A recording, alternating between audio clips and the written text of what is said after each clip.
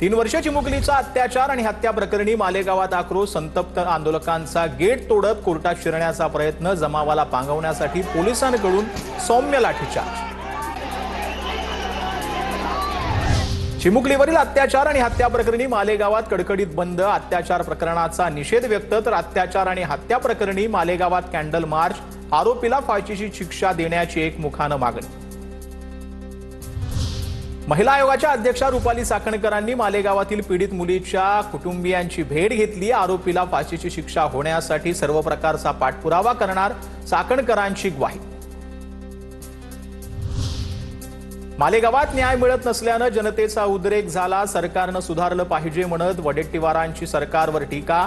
आज गुन्हेगारांविरोधात असलेला उद्रेक उद्या सरकार विरोधात असेल, वडेट्टीवारांचा इशारा.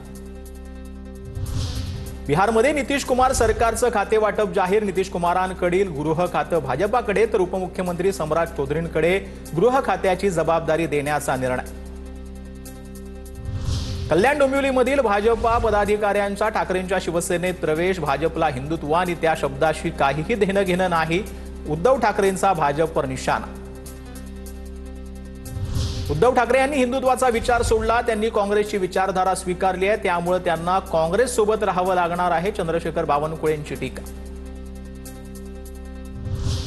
अमरावतीमधील काँग्रेसच्या नेत्या यशोमती ठाकूर येत्या 6 महिन्यात भाजपामध्ये प्रवेश करतील. ठाकूरांबद्दल आमदार रवी राणा यांचा मोठा दावा.